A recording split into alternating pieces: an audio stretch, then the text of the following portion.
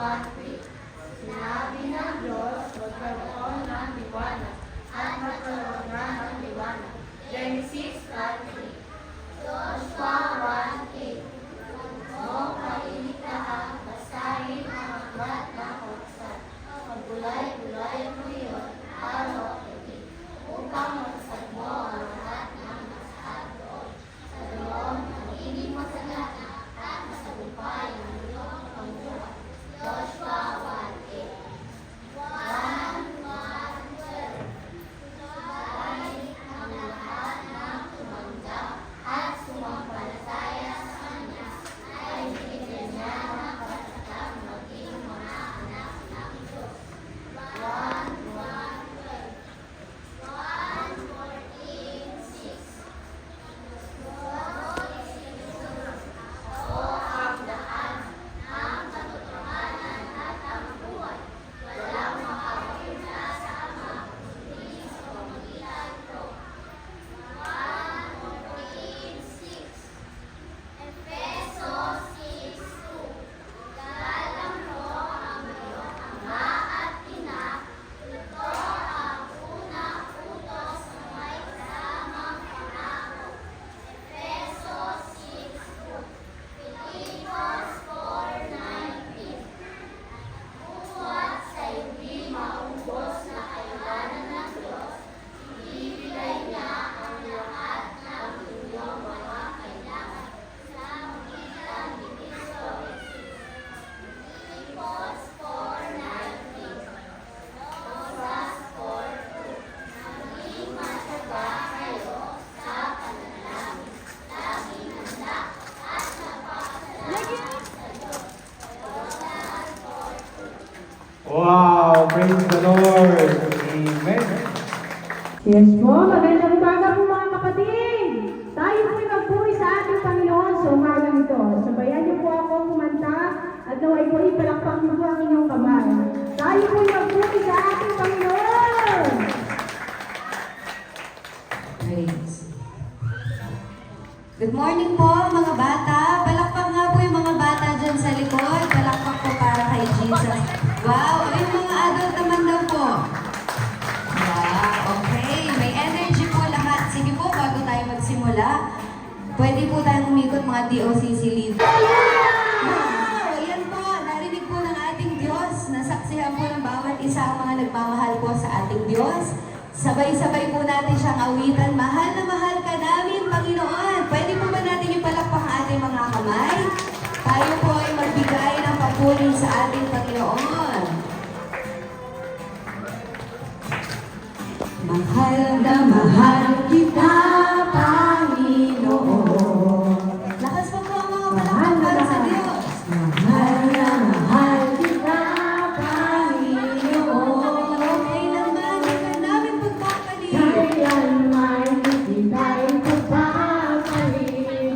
Pagkat sa piling mo'y langit, mahal na mahal kita, Panginoon. Minsan pa mas malakas, mahal na mahal kita, Panginoon. Mahal na mahal kita, Panginoon. Mahal na mahal kita, O Diyos. Mahal na mahal kita, Panginoon. Okay naman. Kailanman di kita'y pagpapalit. Pagkat sa piling mo'y langit, mahal na mahal kita, Panginoon. Habang buhay, papupurihan ka. Habang buhay, Lingkod sa'yo. malingkod sa'yo.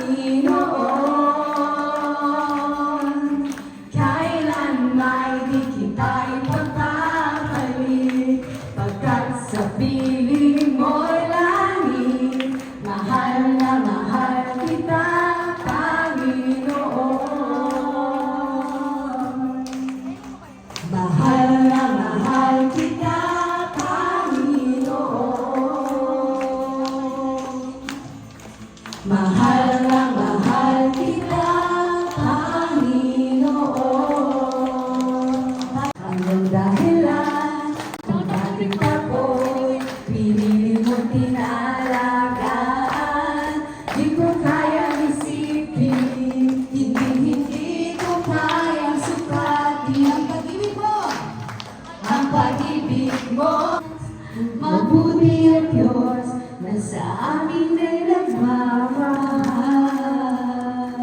Mabuti ka, Diyos. Mabuti ang Diyos Na sa amin ay nagmamahal.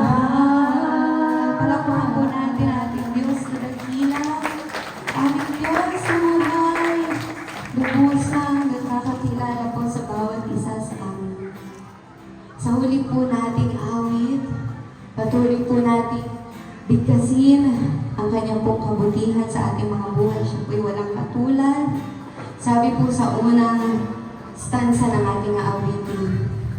Awitin man daw po natin ang lahat ng awit sa mundo ay hindi po natin ma-describe, hindi po natin mailarawan ang kabutihan po ng ating Diyos. Amen po mga kapatid. Agree po ba tayo doon?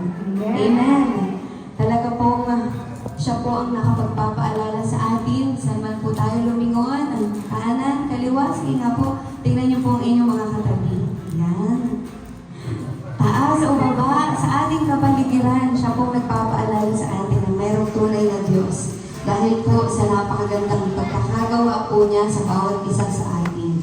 Siya po ay walang katulad na Diyos, walang hanggan na Diyos.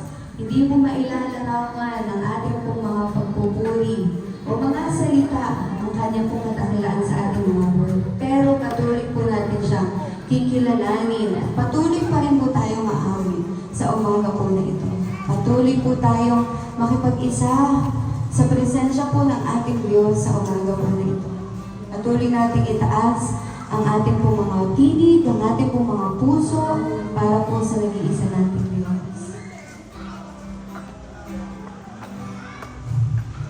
Awitin ko man lahat ng awit sa mundo, di kaya ilarawan ang kadakilaan mo. Kulang ang lahat ng tula, kulang maging mga salita upang ihayag ang kabutihan mo. Minsan pa awitin ko man, awitin ko man lahat ng awit sa mundo, di kaya nilarawan na kadakilaan mo.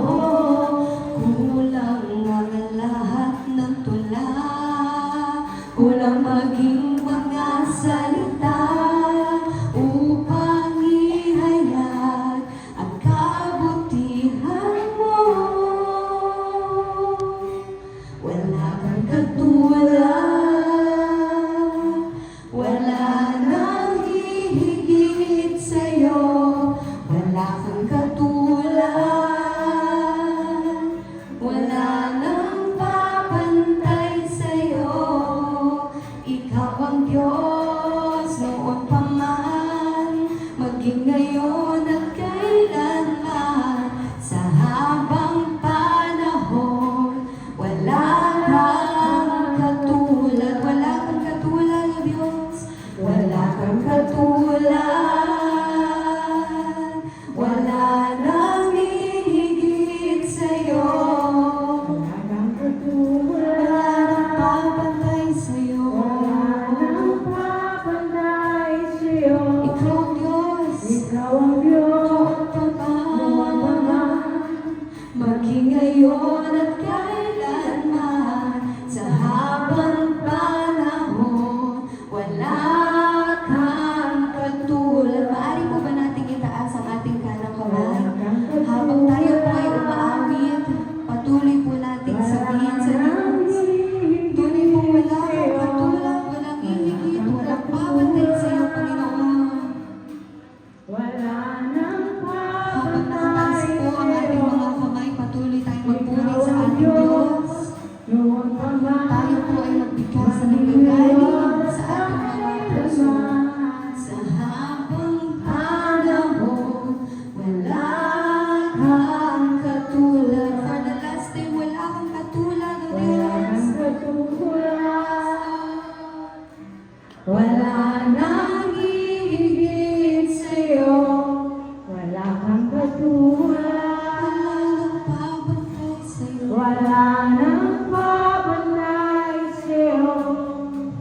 Ikaw ang Diyos noon pa man, maging ngayon at kailanman, sa habang panahon, wala kang katulad. Sa habang panahon, wala kang katulad. Wala kang katulad. Sa habang panahon, wala kang katulad. Bigyan po natin ng mataas na palakpak. Pagsamba, pagkakila po ang ating Diyos sa lahat. Magandang araw po sa lahat. Nais ko po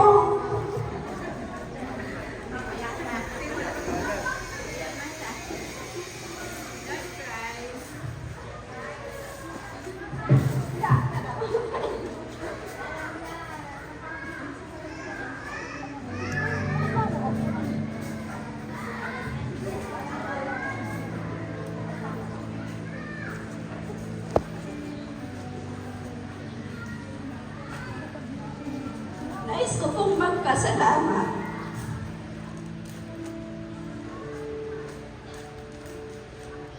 Sa bahagi ng kabutihan ng Diyos sa buhay namin at pamilya. Tunay na ang Diyos ay nakikinig sa aking mga panalangin.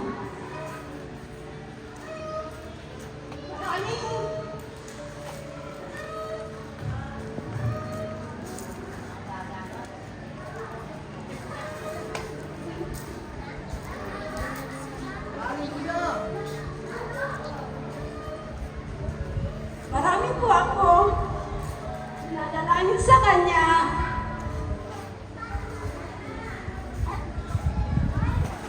Minsan dumarating po sa punto na walang-wala na po kami.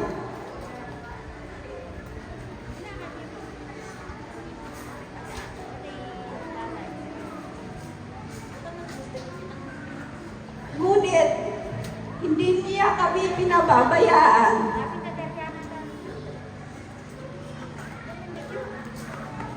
Isa sa lubos kong pinagsasalamat sa Kanyang kabutihan. Tungkol sa anak ko po,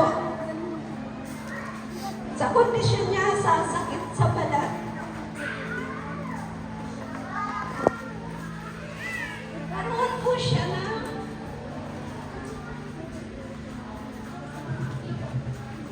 maraming sugat sa katawan. Nag-umpisa po ito ng pandemic.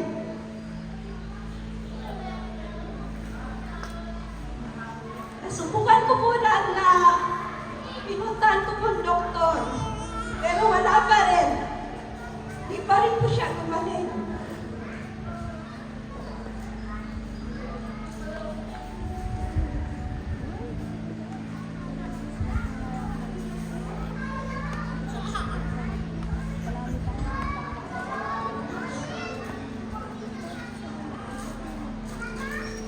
Pero po, hindi po ako nawawala ng pag-asa. Nagpipray lang po ako, nagpipray kay Lord. Hanggang sa dumating po sila pastor sa amin, sa buhay namin. Ginamit po sila ni Lord para tulungan po kami. Si Pastor Alvin Aramam, siya po ang tumulong sa amin, sa anak ko. Hanggang ngayon po, sinagot ni Lord na po yung panalangin ko yun. Amen. Papasalamat po kay Lord dahil nandyan palagi siya sa amin. Sinagot niya po yung panalangin ko sa amin, sa Kanya. May ginahit po siyang mga tao. Hanggang doon na lang po. Maraming salamat. Doktor, tumingin sa kanya, and even mga pinahid, uminom po siya. Hindi po nawawala. But purihin po ang Panginoon at ginamit din po yung ating isang kaibigan, Oriana, First Haramam, si Haramam, ginamit po siya ng Panginoon, dinala po sa isang espesyalista, at talaga pong pinatingnan. Ang dami pong sugat po nito kung sa mga nakakilala po sa kanya, tama? Ulo, sa paa, sa kamay, kita niyo po kung sugat, nagtanap. Pero po rin po ang Diyos ngayon, parang balat na ng baby, ang kanyang balat. Wow! Sila po ang pagkilos po sa kanya at sa kanya pong nanay. Kaya nagpapasalamat sa Diyos tayo, nagpapasalamat at may ginamit po siyang tao, si Lord, kay Lord ang paburi. Dininig po ng Panginoon ang panalangin. And we claim na talagang totally wala na po yan. Pinagaling na po siya ng Panginoon. Amen! Wow! Thank you. Purihin po ang Panginoon. Good morning po sa ating lahat. Isang mapagpaaraw po. Nais ko lang po ipagpasalamat kay Lord. Dahil po nitong mga nagdaang buwan, bigyan kami ng pagsubok. Nawalan po ng trabaho yung mister ko, so hindi po namin alam kung saan kami kukuha ng pang-araw-araw. Pero salamat kay Lord kasi may mga tumulong sa amin.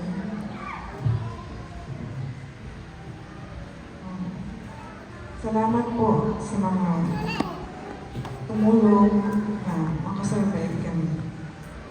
So ngayon po, thanks God, may trabaho na po ulit yung mister ko. Thank you po. Sa lahat ng pagsubok natin pinagdadaan, huwag po tayong tumigil lang. Maniwala kay Lord. Lagi lang po tayong magpasalamat. Thank you po. Magandang umaga mga kapatid. Ito, ayaw ko sana umiyak eh. Pero pinapangunahan ako ng buko. Ano lang, share ko lang yung naging buhay namin magkasama. Oh my God. Sabi ko, Pastor, ayaw ko eh. Kasi nauuna yung pag-iyak ko eh.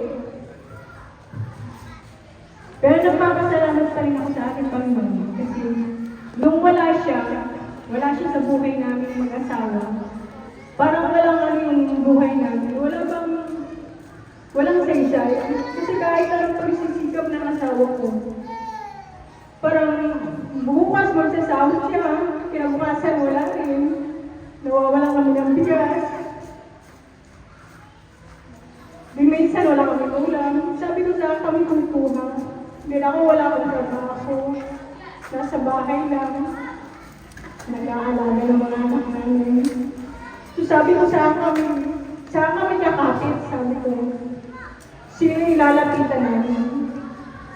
That time kasi wala kaming Diyos na kinakapitan. Then ako, ito sinasabi ko ito sa naman nakakilala sa akin. Sa isang taon, isang beses lang po ako nagsisimba. When, sa isang taon, sa birthday ko lang po. Then ngayon po napakalaki po yung naging bahagi ng Panginoon sa aming buhay, sa aking pamilya. Dahil lagi po ako nasa simbahan na ngayon, then sa lahat ng gawain, nandun ako. Dati kasi ako lang mag-isa rin sa simba eh, hindi ko kasama yung asawa ko, yung mga anak ko. Nasabi na pa kami sa aking church. Then minsan, nagpapamingahan ako ng Lord. Sabi ko sa sarili ko, bakit ba ako nagsisimba? Ano ba ang purpose ng aking pagsisimba?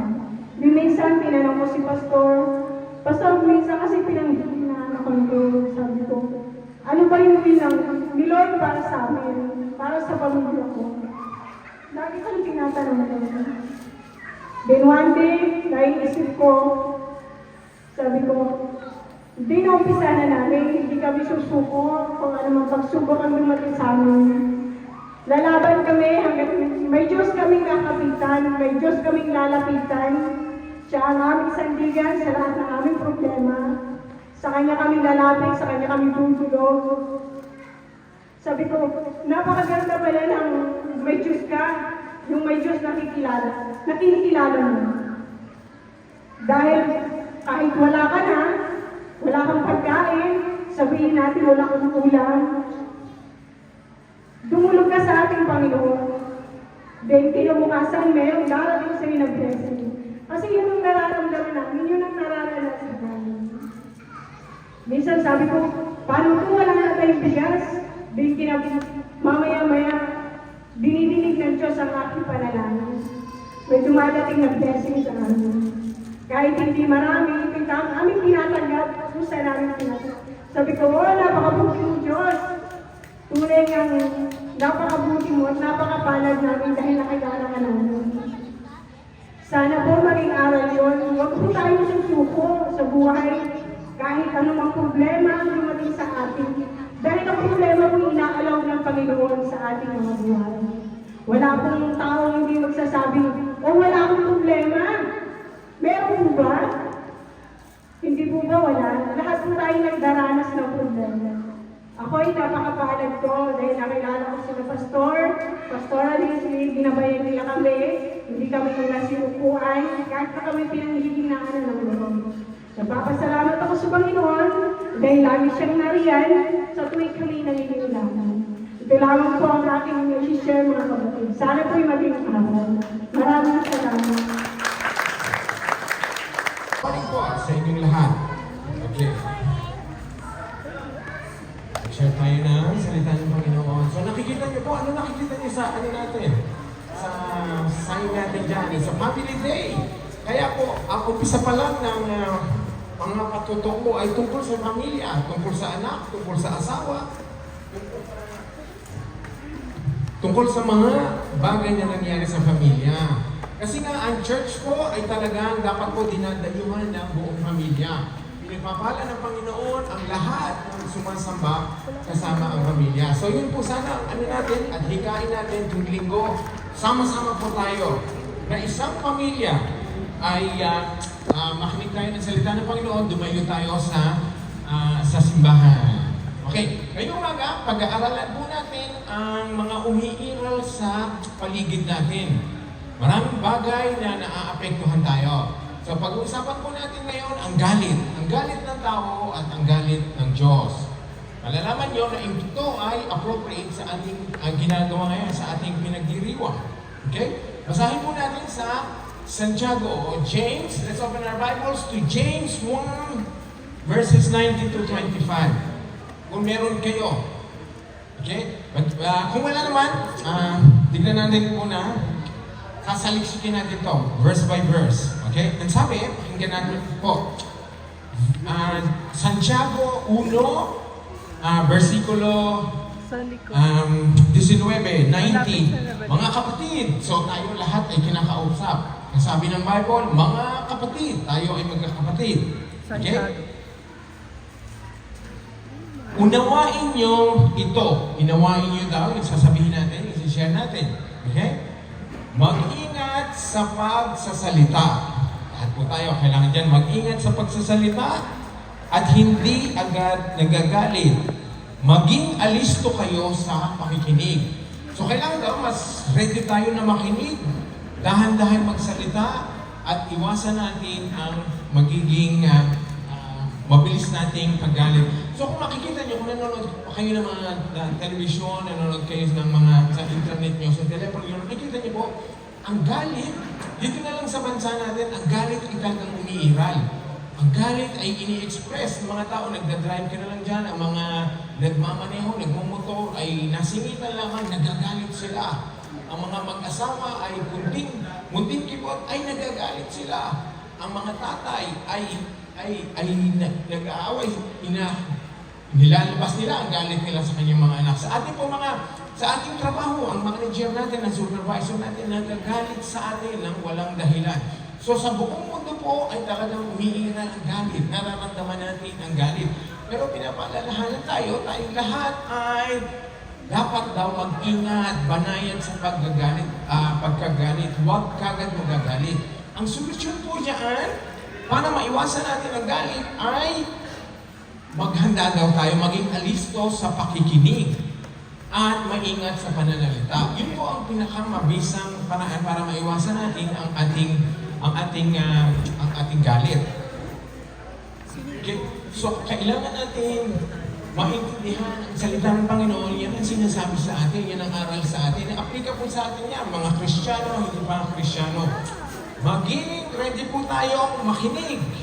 Mag-ingat sa pananalita at hindi agad nagagalit. Bakit sinabi ng Bible na hindi dapat tayo magalit? Kasi ito, sabi dun sa verse 20 naman, dahil ang galit ng tao ay hindi nakatutulong upang magawa kung ano ang ayon sa kalooban ng Diyos. So makita nyo, pag galit kayo, yung mga dapat natin gawin bilang Kristiyano, bilang mananampalataya, o anuman ang posisyon nyo sa komunidad, pag galit daw tayo, maraming bagay tayo hindi nagagawa na hindi ayon sa kalooban ng Diyos. Kamukha nun, pagkagalit, pag kami pag-aanitan sa loob ng bahay, di ba napapansin nyo, pag nag-aaway si nanay at si tatay, ano po ang nangyayari? Naapektuhan ng pag-ati ng church, naapektuhan ng pag-ati ng Bible study, ang pananalangin. So ang galit po ay naaapektuhan ang dapat natin gawin na pinapagawa na ayon sa kalooban ng Panginoon. So yun po ay kailangan kontrolin natin, yun ay kailangan pag-ingatan natin. Kaya meron tayong salita ng Panginoon na atin pong dapat i-apply sa buhay natin. So nakikita niyo po, ang galit ay nasisira ang relasyon ng mag-asawa, nasisira ang relasyon ng magulang at ng anak. Yung mga galit na hindi naman karapat-dapat, hindi naman appropriate. So, hindi naman po sinasabi, tandaan po natin, ang galit ay hindi laging kasalanan. Nagiging kasalanan lamang to kung hindi siya appropriate, kung hindi siya nararapat, at hindi siya makatarungan.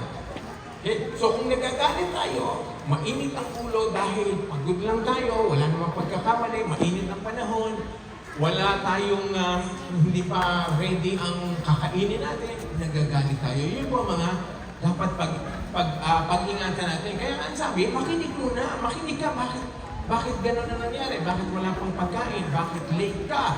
O bakit hindi siya dumating? Bakit hindi niya nagawa yun? So ang sabi, huwag ka muna magsalita, ikaw ay makinig muna. Makinig muna o unawain. Yun ay magagawa natin. At ang galit, ulitin po natin, sabi ng Biblia, pag ikaw ang galit ay hindi nakakatulong sa inyo. Hindi nakakatulong sa inyo sa mga dapat yung gawin na ayon sa kalooban ng Diyos. Kaya nga, yung mga kalooban ng Diyos, ang pagdarasal, ang pag-attend sa church, pag-attend ng mga Bible studies, ang pagtulong, paggawa ng kabutihan sa mga kapwa natin, naaapektuhan niya pagkagalit tayo. Kaya kailangan natin makontrol ang bagay na yun. So, salamat sa salita ng Panginoon kasi binibigyan tayo ng gabay doon. Binibigyan tayo ng biblical principles para ma-apply natin yan sa buhay natin. Okay? Kaya ang sabi, kung babasahin po natin ang verse 21, ang sabi, kaya talikuran na ninyo ang inyong maruruming gawa at masasamang asal. So makikita nyo, ang galit ay kabilang sa masasamang gawa at ating mga hindi mabuting pag-ugali. Iwasan na natin, talikuran ang inyong maruruming gawa, kasama dyan ang galit. At ang masasamang asal, nandiyan ang galit. Okay? So ngayon, tinutuligsa muna natin yung galit kasi nga kailangan marami sa atin ang nawawala ng control sa bagay na yan. Kaya marami dyan nagbabarila na naman, nagpapatayan sila, nagmumurahan kung ano masasamang bagay dahil lamang sa na-trigger yung galit nila na hindi naman malaki ang dahilan. So sa ating pong mga Kristiyano, dapat malaman natin na hindi dapat ganon lagi. Okay? Talikuran ang maruruming gawa at masasamang asal. Yun ang po ang inaasahan sa atin. Ngayon, paano natin malalaman ano pa ang mga masasamang asal, mga masasamang gawain na ating talikuran? Yun nga po ay ang pag-aaral ng Biblia. Kaya importante po kayo na nagbabasa ng salita ng Panginoon. Marami pong gawain dito sa church na ito na ibinigay sa atin, itinilaga ni Pastor Alvin na pwede tayong umatin. Yun po ang pinaka-importanteng mangyayari sa inyo. Whether kayo ay Kristiyano na, bagong Kristiyano na, o hindi pa Kristiyano, ang pag-attend po, pagbabasa ng Biblia ay makakatulong sa inyo. Ang maganda nga niyan, hindi lamang ina-address ang mga malalaking bagay sa ating sarili, kundi pati ang pag-ugali natin. Kaya ang sabi, pati yung mga asal natin ay ibabaguhin. Okay? Kaya ang salita ng Panginoon ay importante po sa inyo. Kaya po sa DOCC, lahat ng nangyayari dito ay ayon sa salita ng Panginoon. Lahat ng pinaplano ay ayon sa Biblia. Lahat ng adhikay, lahat ng pinagdarasal ay ayon sa Biblia. Okay, ituloy natin. Okay? Magpakumbabang tanggapin ninyo ang salitang itinanim sa inyong puso. Okay? Sa mga taong hindi handang magpakumbaba, napakahirap mo nilang sundin ang salita ng Panginoon. Kasi kailangan ng kababaan ng loob. Maski mga bata kayo, anong edad kayo, magpakumbaba na tanggapin ang salita ng Panginoon. Yan ay hindi magagawa kung mapagmataas tayo. Kung mataas ang pride natin. Kasi bakit mo tatanggapin ang salita ng Panginoon na sa tingin mo sa sarili mo ay kaya mo? Kailangan nyo magpakumbaba. Kaya sabihin natin, hindi ko kaya ang nangyari sa buhay ko, hindi ko alam ang solusyon sa aking mga problema, kailangan ko ng salita ng Panginoon. Yun po ay kababaan ng loob. Ang pag-attend po ng church, yan po ay expression ng kababaan ng loob. Kayo ay nagpapahiwatig na kailangan kong magsimba, kailangan kong makita at marinig ang gabay ng Panginoon sa aking buhay. So nakita niyo po yung tatlong nag-testimony dito, si Julie, si Jessica at si Rufa. Pareho po lahat po sila ay nagabayan. Hindi sila nawala ng pag-asa dahil sa salita ng Panginoon. Dahil sa paggabay ni Pastor Alvin, dahil sa nila sa Bible study, kaya natutulungan po. Hindi kagad sila nag-give up. Hindi kagad sila namroblema, hindi kagad sila nagalit, hindi kagad sila nawala ng pag-asa, hindi kagad nila sinisi ang Panginoon. Dahil sa salita ng Diyos. Kung nakikita niyo po ang importante, different areas ng buhay natin, kung may salita ang Panginoon, tayo ay nagiging malumanay at nalalaman natin kung ano ang gagawin. Iyan ay ununin natin ang pagtawag sa Panginoon. Okay? Magpakumbabang tanggapin ninyo ang salita na itinanim sa inyong puso. Ito ay may kakayahang magligtas sa inyo. Okay? Take notice po, ang salita na napapakinggan nyo, sabi sa Bible, itinanim sa puso. Itinanim sa puso. Hindi pumasok sa tenga.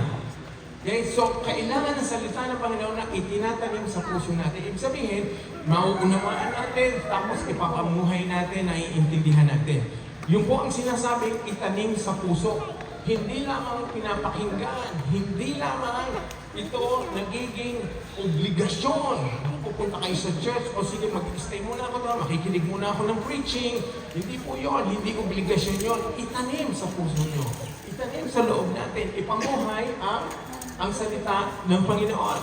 Pakinggan po natin pag hindi natin sinusunod ang salita ng Panginoon. Verse 22, ang sabi, mamuhay kayo ayon sa salita ng Diyos. Ano ang ibig sabihin po? Pinapamuhay. Pinapamuhay. Ina-apply sa buhay. Kung wala lang kayo wala lang kayo kagabi. Ginawa namin ng paraan, yung binasa namin, pinag-aralan namin mga verses, ay mai-apply sa mga scenarios. Nagkaroon po kami ng different scenarios, mga pag-aaway ng kapitbahay, pag-aaway ng mag-asawa, pag-aaway sa simbahan. Nagkaroon po ng pagsasadula. Yun po ang maganda, ina-apply sa buhay, pinapamuhay, anuman ang relasyon natin. Nakikita niyo po ang pagtatanim sa puso natin ng salita ng Panginoon. Huwag natin papakinggan lamang. Ito ang nangyayari pa. Kung ito'y pinapakinggan lamang ninyo, kung ito daw ay pinapakinggan nyo, ito lang, kung pinapakinggan nyo lang ito, ngunit hindi sinasagawa, dinadaya ninyo ang iyong sarili. Ang bigat po niya, naintindihan niyo po yung dinadaya ang sarili. Kasi nga sa mundo natin, maraming scammers, maraming loloko, maraming nag-aano sa atin, kinukuha ang ating atensyon, ang ating advantage, para tayo ay mawaling lang. Pero ang sabi ng Biblia po, ang hindi pinapamuhay ang salita ng Panginoon, dinadaya mo ang sarili mo. Mabigat po yun. Yung sarili mo mismo, ang in-scam mo, dinadaya mo. Galit tayo pagka dinaya tayo ng kapwa natin ng ibang tao. Pero sinasabi ng Biblia, ikaw mismo ang dumadaya sa iyong sarili kung hindi mo pinapamuhay ang salita ng Diyos. So sana maintindihan niyo po ang bigat nun. You are deceiving yourselves. Niloloko mo ang sarili mo. Pinapakinggan mo lamang. Yan po, malinaw na sinasabi, kung hindi mo pinapamuhay, dinadaya mo lamang ang iyong sarili. Okay? So, sinabi naman ng Biblia, pinaliwanag naman paano tayo nadadaya. Okay, ganito ang sabi.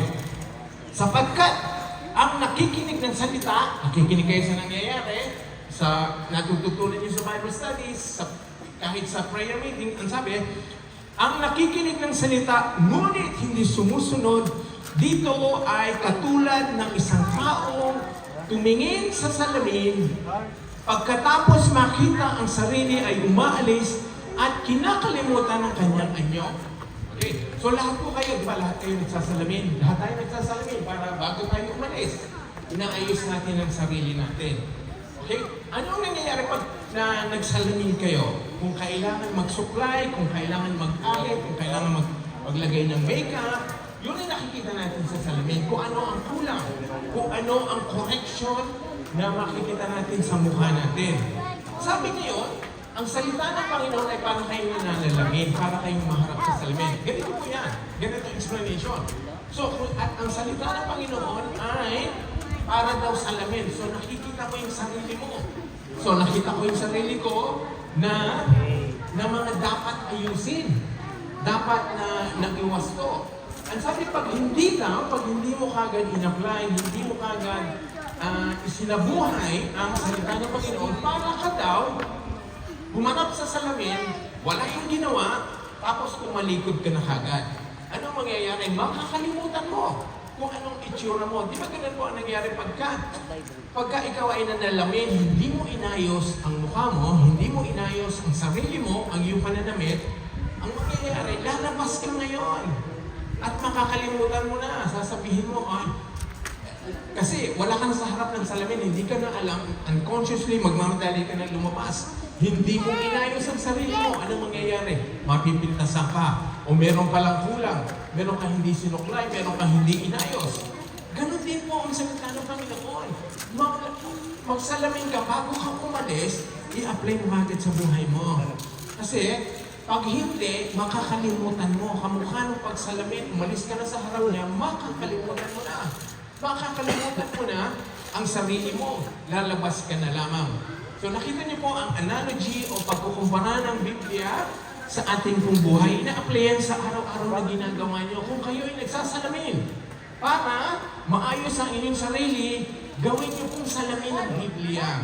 Gawin yung salamin ng salita ng Panginoon. Pag sinabing ayusin mo to, huwag mong gawin, itigil mo yan, umpisahan mong gawin ito, huwag mong gawin yon, gawin mo ito ang gawin mo para kayo nagsasalamin.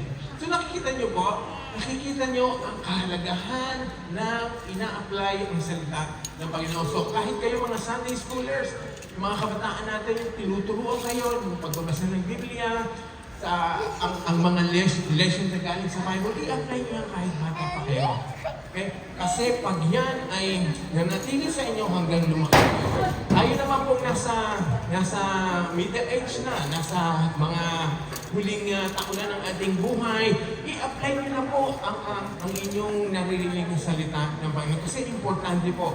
Bakit pa tayo mag-aaksaya ng panahon dito? Bakit pa natin to magkakaroon tayo ng gawain dito, sa mga gawain natin sa church o doon sa mga bahay? Kasi nga, importante yan.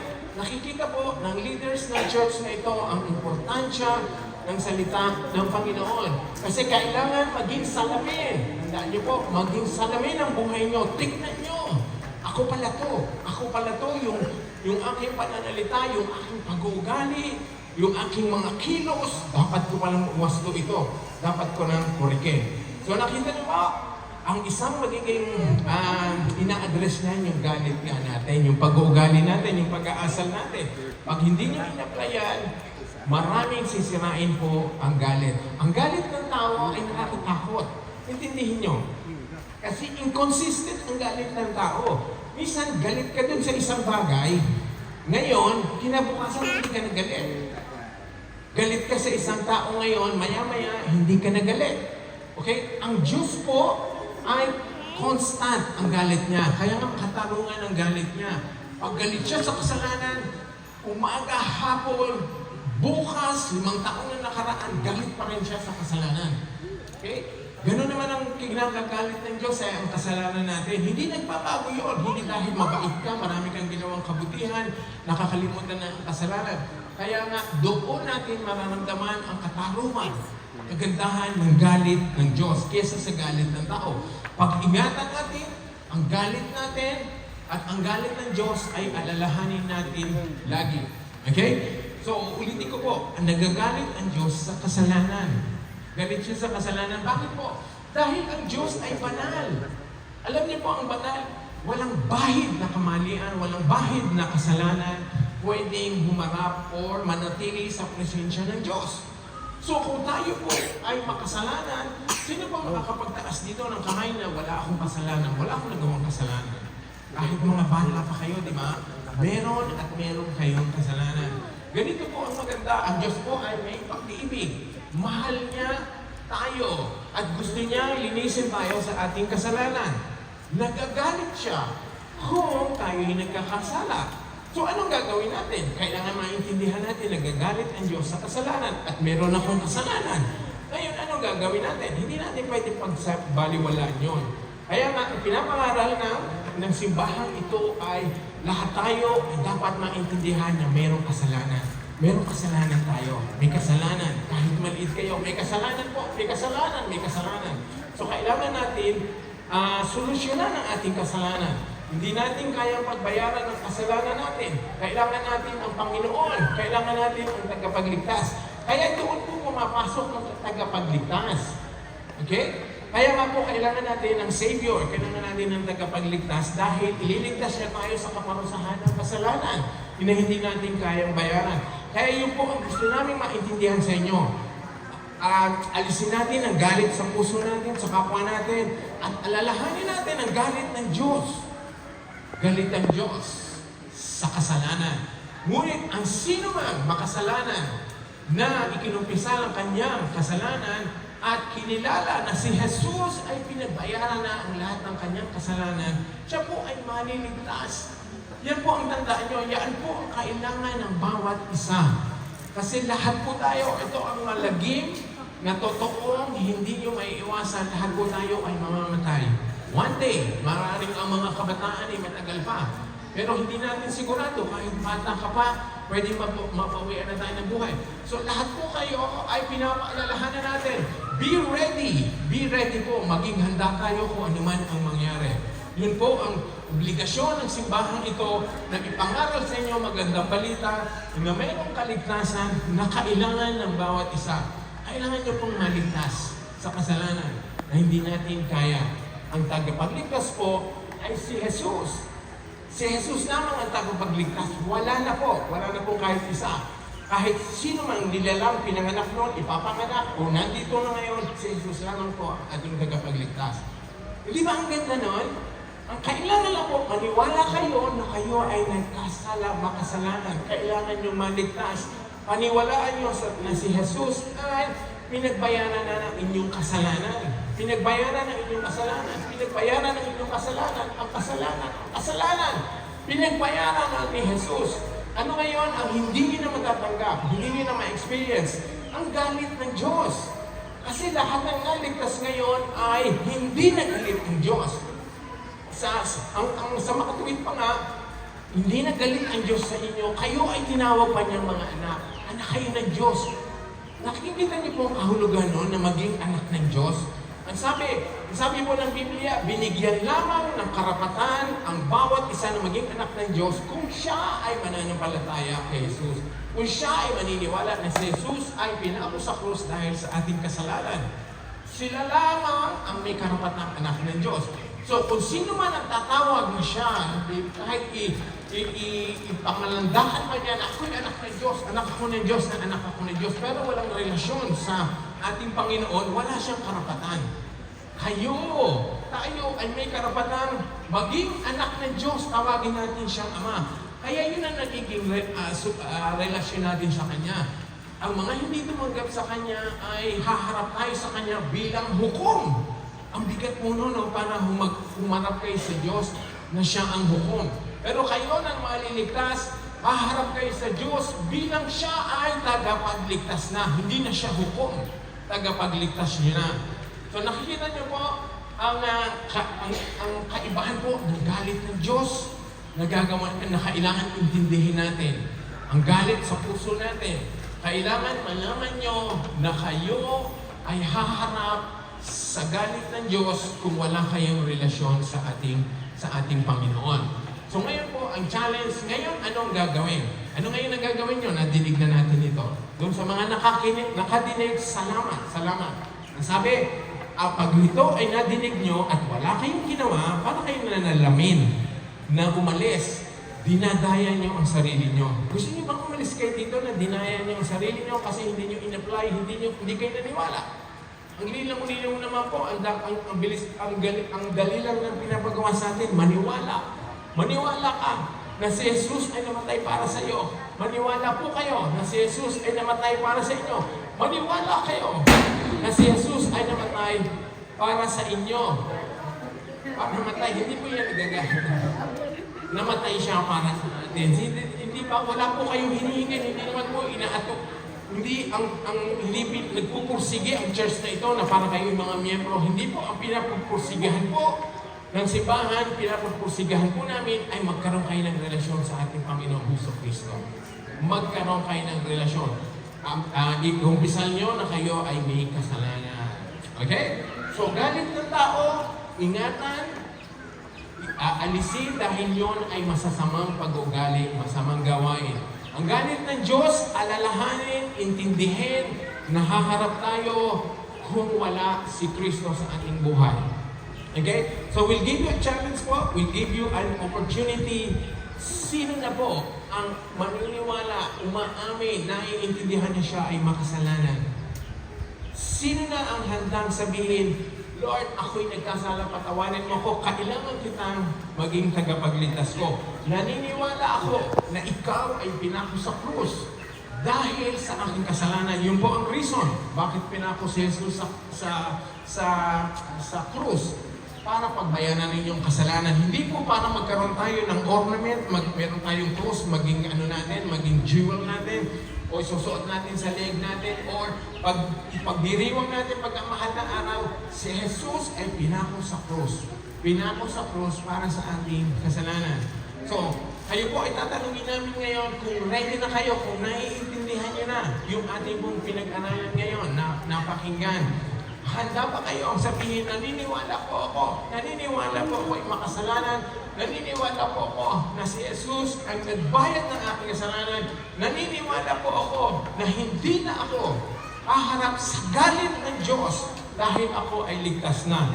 Kung handa na po kayo, hinihingi namin kay Pastor Abby na tumayo kayo, itaas ang kamay, ipapanalangin namin kayo kasi importante po ito.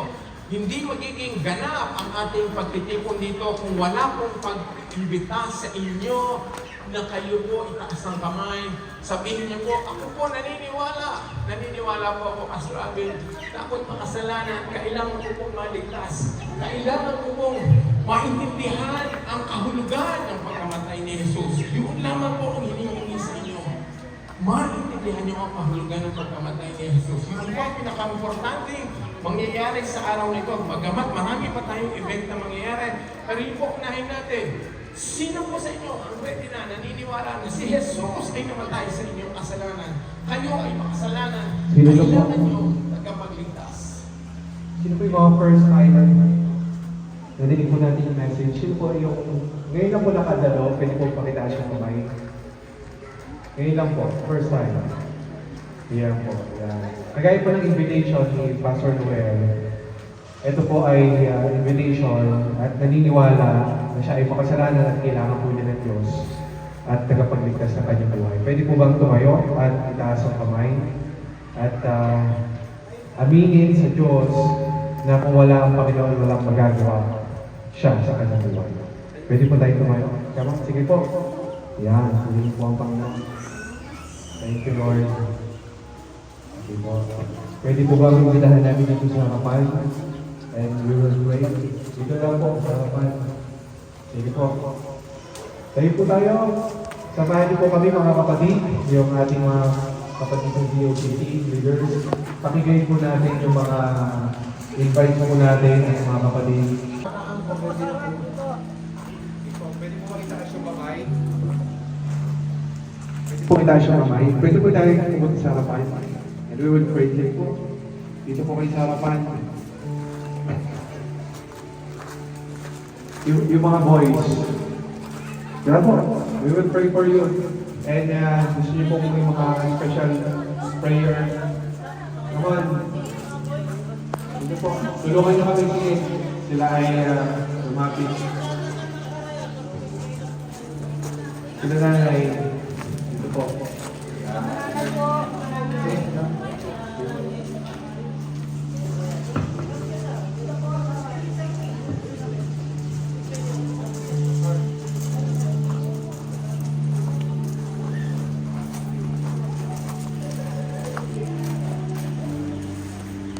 Dito kayo, kumpansa lang tayo para gawin ang bagay. Once again, yung boy, prayer, nagaya po na sa akin sa Panginoon. Ang galing sa Diyos ay hindi na natin nawakan ka. Kaya magyaya ako ang Panginoon. Wala ko doon ang nagawin ko na kayo makatalo, makapagitan sa ating upang isalanin siya ang kapatid sa Diyos. Manahing tanggalin si Kristo. Po, nananampalataya po ba kayo kay Jesus? Naniniwala po ba kayo na siya kinamatay para sa atin yung mga kasalanan? At sa buhay na magmuli, naniniwala po kayo. Kung gayon, tayo po ay mananalangin. Tayo po ay pumunta sa isang maikling panalangin. Ito po ay pagtanggap po ninyo, sabihin po ninyo panalangin. Manampalataya po kayo sa Diyos ni Kristo. Sunod lang po tayo sa isang maikling panalangin. Repeat after me. Let us close our eyes. Pwede po tayo pumikit. Tapos itaas po natin yung ating kanang kamay. Yan. Sige po, close our eyes. Pumikit po tayo. Sunod po kayo sa isang maikling panalangin. Panginoon, salamat po sa umaga nito. Salamat sa umaga nito. Pinubuksan mo po ang aming puso. Ang aming isipan. Humingi po ng tawad. Lahat ng kasalanan. Aking naisip. Sabi. Nagawa. Panginoong Isus. Nananampalataya po ako. Na ikaw ay namatay sa krus. At nabuhay namang muli. Pagkalipas ng 3 araw. Panginoong Isus. Tinatanggap kita sa aking puso. Sa isipan. Bilang sariling Diyos at tagapagligtas ng aming buhay. Mula sa oras na ito, ito po ang manahan sa pangalan ng Jesus. Amen. Amen. Salamat sa inyong desisyon.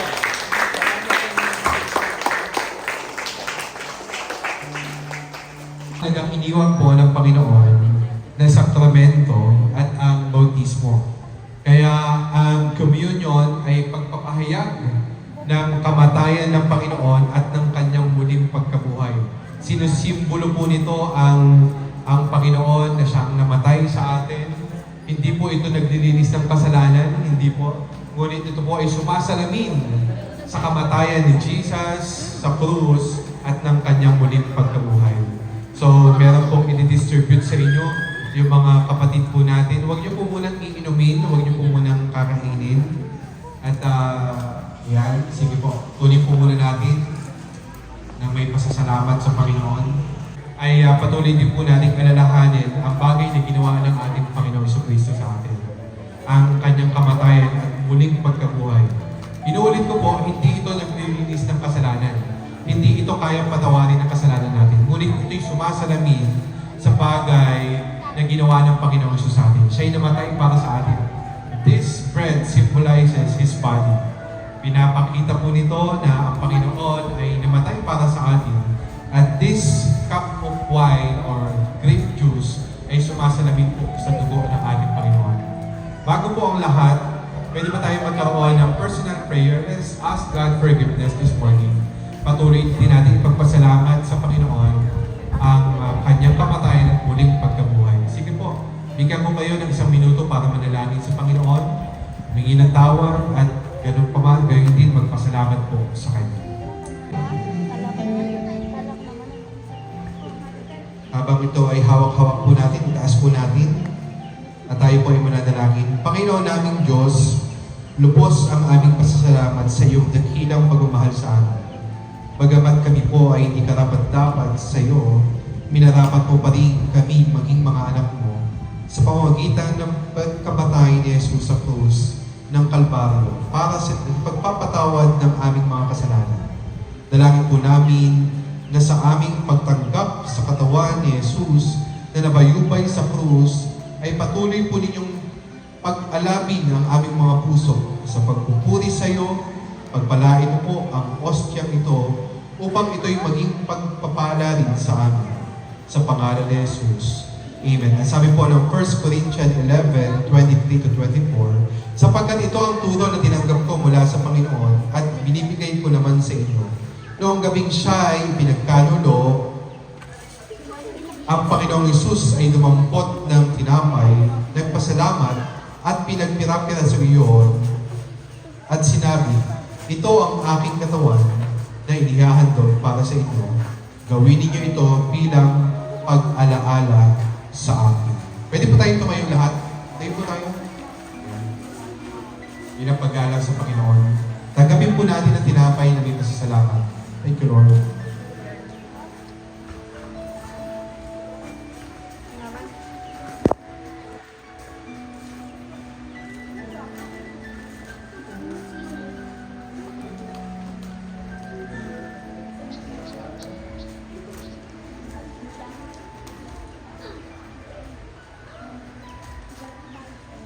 Taas po natin ang copa.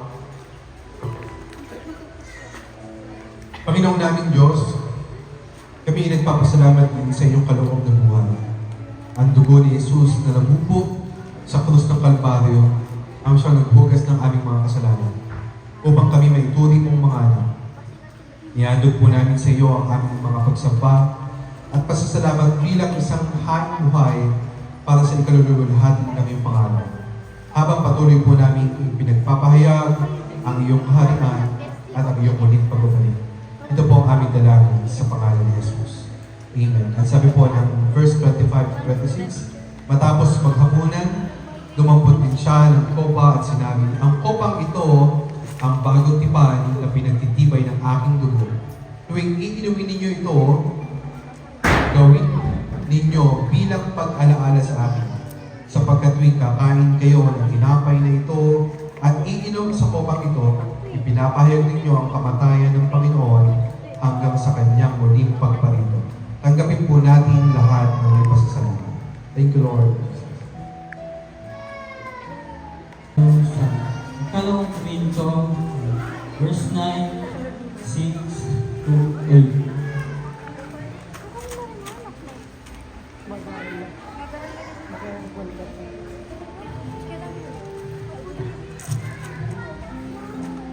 Sabi ko, ito ang ibig kong sabihin.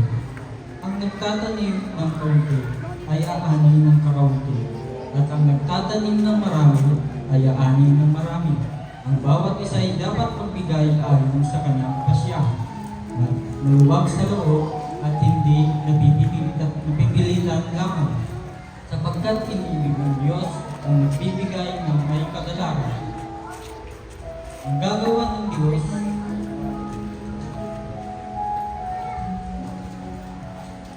pasaganahin kayo sa lahat ng bagay at higit pa sa inyong pangangailangan upang sumagana kayo para sa mabubuting gawa. Sinasabi ko sa atin dito mga kapatid na ang nagtatanim ng marami ay aani din ng marami. At ang bibigay ng sapat sa kanyang kalooban at sa kanyang puso kagalakan ay nagaganap po ang ating Panginoon Diyos. At maasahan po natin mga kapatid, pag ito ay ating ginawa, ang biyaya at pagpapala sa atin ng Panginoon ay maasahan natin ng higit pa sa ating pangangailangan. At lalo pa po tayong lalako sa ating mabubuting buwan. Purihin po ang salita ng Diyos.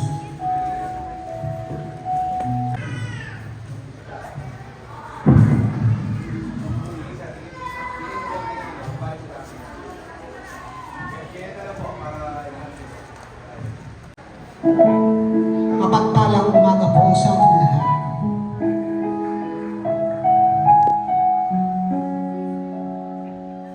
Ang sino man po nagpamagat po ng kantang ito ay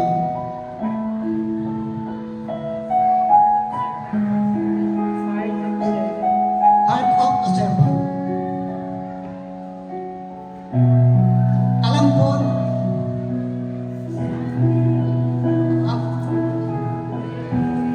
ang nais ng Diyos ay yung mga pusong maglilingkod po sa Kanya. Yun po ang karapat-dapat na gagawin po tayo. At sino po yung nakakaalam ng kanta nito? Pwede po silang sumabay. Dahil yan po ang nais ng Diyos. Ang Kanyang mga anak ay may mga pusong maglilingkod po sa Kanya.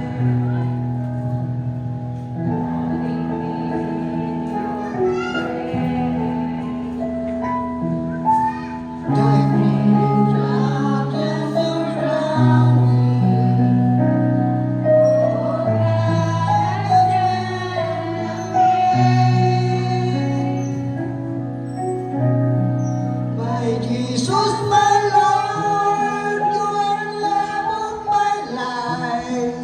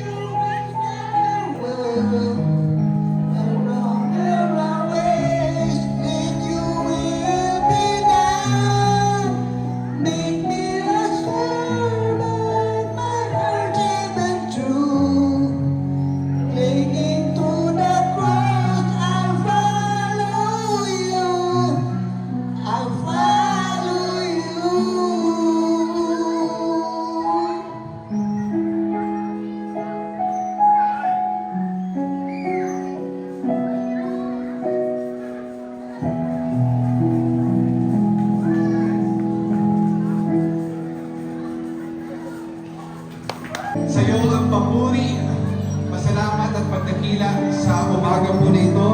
Salamat Lord sa mensahe po ninyo sa amin sa umaga nito. Thank you for using Pastor Noel, Panginoon, at ang lahat po, Panginoon, na ginamit mo sa umaga nito. Dalangin namin ang mga salita mo ay patuloy mailagay sa puso namin, maipamuhay ito, Panginoon, at makita ito sa buhay na bawat isa.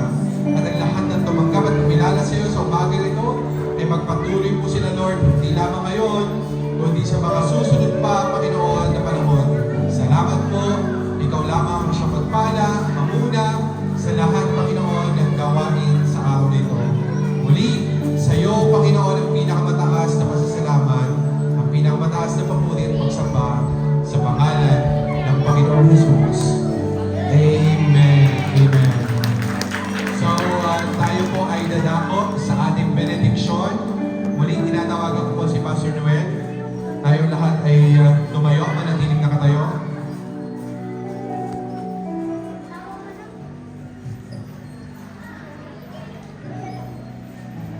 Thank you po. Magtatapos tayo. Kailangan natin ang basbas ng Panginoon. So, sabi po sa Romans 15:13, puspusin nawa kayo ng Diyos na siyang bukal ng pag-asa at nawa ay pagkalooban niya kayo ng kagalakan at kapayapaan sa pamamagitan ng inyong pananampalataya upang mag-umapaw ang inyong pag-asa sa pamamagitan ng kapangyarihan ng Espiritu Santo.